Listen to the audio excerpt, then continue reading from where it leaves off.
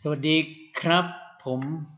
ครูวิสารปุญญานะครับจากสาขาวิชาอิเล็กทรอนิกส์วิทยาลัยการอาชีพขอนแก่นนะครับวันนี้นำสาระการเรียนรู้ในเรื่องวงจรลดทอนสัญญาณมาฝากนะครับก็มาในหัวข้อ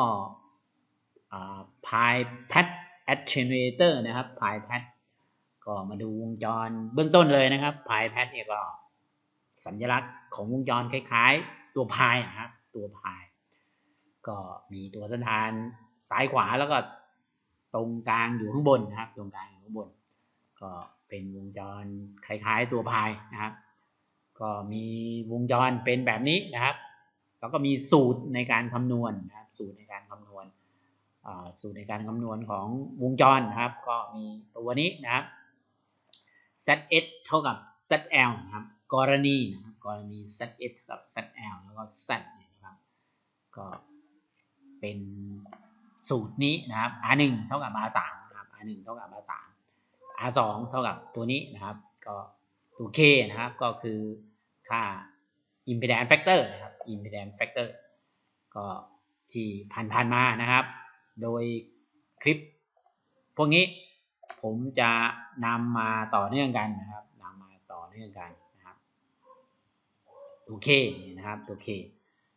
พวกนี้ Z ก็เป็น impedance ของโหลดนะครับของซอร์สนี่นะครับ Z ตรงนี้นะครับ Z เป็นค่าของโหลดของซอร์สนะครับก็สูตรนะครับวงจรครบนะครับสูตรวงจรครบเราก็ไปดูวิธีการคำนวณหาค่า R1 R2 R3 ตัวอย่างเลยนะครับตัวอย่างวงจร Pi Pad Attenuator นะครับก็เปิดตารางนะครับตารางเอามาใช้งานได้นะครับตารางค่า K นะครับ K factor นี่นะครับ K factor กับ dB loss นะครับวงจรนี้ต้องการที่ loss 10 dB เนี่ยนะครับ10 dB ก็คือตัวนี้นะครับตัวนี้ครับ K factor เนี่ยนะครับ10 dB ได้เท่าไหร่ 3.1623 นี่นะครับ 3.1623 นะครับเป็นใช้กับสายส่ง75โอห์มนะครับ75โอห์มนะครับคำนวณหาค่า R ในวงจรนะครับเราก็ได้สูตรได้อะไรมาเรียบร้อยนะครับแทนค่าลงไปในสูตรคำนวณนะครับ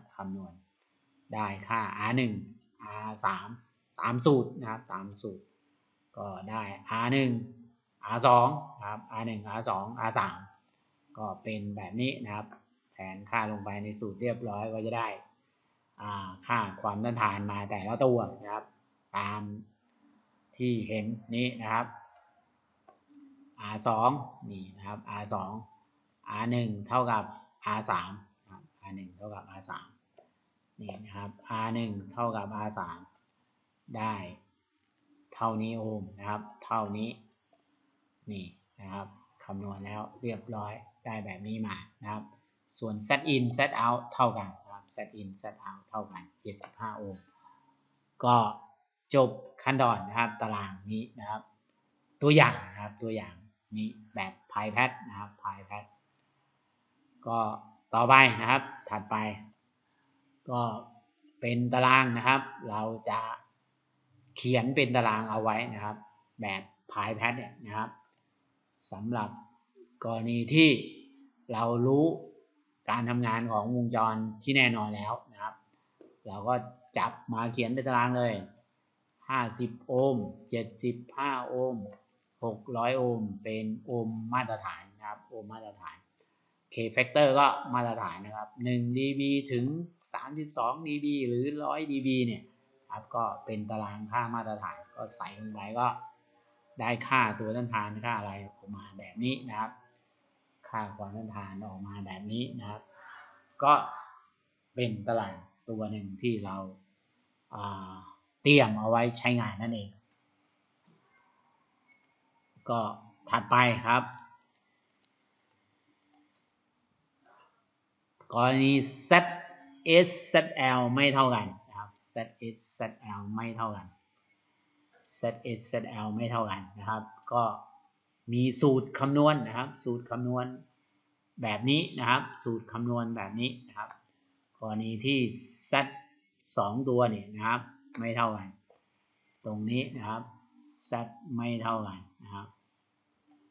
นี่นะครับ z ไม่เท่ากันนะครับ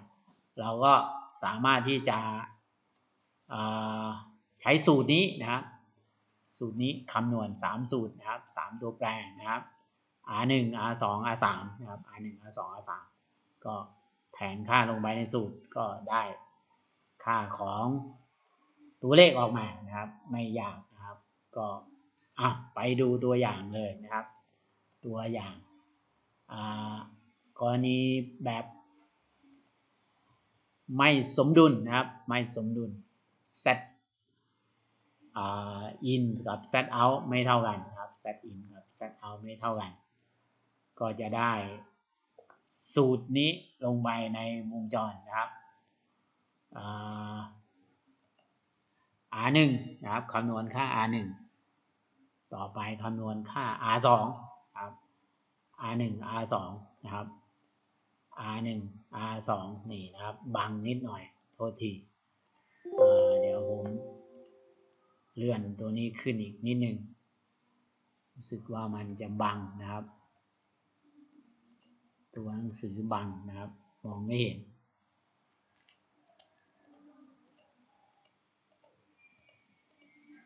นี่นะครับ R1 นะครับ R2 นะครับค่า R1 ค่า R2 R1 นี่นะครับแทนค่าสูตรยาวนิดนึงนะครับสูตรยาวตัวเลขเยอะคำนวณเรียบร้อยนะครับ R1 ได้มาแล้วนะครับนี่นะครับ R1 ได้ 2,385 โอห์มนะครับ R2 ได้ 45.7 โอห์มนะครับก็ไปดูตัวถัดไปนะครับตัวถัดไปนะครับก็ต่อเนื่องจากเมื่อสักครู่นะครับเมื่อสักครู่ก็จะได้ค่าของ R3 นะครับ R3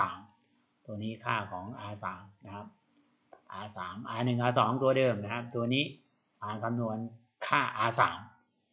โจทย์ต่อเนื่องกันมานะครับโจทย์ต่อเนื่องกันมา R3 เราก็จะได้ค่าของตัวต้านทานนะครับนี่ 86.52 โอห์มนะครับส่วน R1 R2 นี่นะครับเบอร์มาตรฐาน 1% ก็ 2.37 45.3 โอห์มนะครับก็เบอร์ที่ใกล้เคียงนะครับใกล้เคียงก็ได้ค่าตัวต้านทาน R1 R2 R3 มาแล้วนะครับก็เอาไปแทนค่าลงในวงจรนะครับวงจรก็ได้แบบนี้นะครับนี่นะครับแทนค่าลงไปในวงจรได้ตัวนี้ออกมานะครับตัวต้านทานนะครับ R1 R2 R3 นะครับที่คำนวณมาแล้วนะครับ R3 นะครับได้ตรงไหนตรงนี้ครับนี่ตรงนี้ R1 นี่นะครับตรงนี้ตรงนึงนี่ R2 นะครับ R2 ได้ตัวนี้นะครับ3ตัวนะครับ3ตัวกรณีที่อิมพีแดนซ์ไม่เท่ากันนะครับอิมพีแดนซ์ไม่เท่ากันเราก็จะได้ค่าของตัวเลขออกมา3ชุดไม่เหมือนกันนะครับ75 โอห์มกับ50 โอห์มนะครับก็สำหรับการกดเครื่องเลขนะครับก็แทนค่าลงไปในสูตรก็ชึบก็ได้ตัวเลขออกมานะครับแทนค่าลงไปต่อไปนะครับกรณีบาลานซ์นะครับบาลานซ์แอทเทนเตอร์นะครับบาลานซ์แอทเทนเตอร์ผมก็เอาตัวนี้เลยนะครับเอาตัวที่ไม่บาลานซ์เนี่ยนะครับอันบาลานซ์เนี่ยมาใส่เราก็หาร2นะครับ R1 R3 R2 นี่จับหาร2นะครับก็จะได้ตัวเลขนี้ออกมานะครับเห็นไหมครับเอา R2 ตรงนี้ไปหาร2นะครับนี่หาร2นะครับหาร2ก็จะได้ค่าแบบ บาลานซ์ออกมานะครับบาลานซ์ออกมาทำให้ได้ตัวชนิดที่บาลานซ์ใช้งานนะครับใช้งานตัวนี้นะครับก็106นะครับ106.7 หาร 2 ได้53.4 โอห์มนี่นะครับนี่ตรงนี้นะครับR1 R2 นะครับก็ตัวเดิมนะครับตัวเดิมก็ได้แบบนี้ออกมานะครับสำหรับวงจรactuator แบบพายนะครับแบบพายก็คงจะขอจบไว้แต่เพียงเท่านี้สำหรับใครที่ติดตามมานะครับก็ฝากกดไลค์กดแชร์ให้ด้วยนะครับเป็นกำลังใจนะครับก็ผมผู้ที่นำเสนอก็คงจะไม่มีอะไรฝากนอกจากความรู้สาระเล็กๆน้อยๆนี้นะครับคลิปนี้ก็ขอกล่าวคำว่าสวัสดีครับ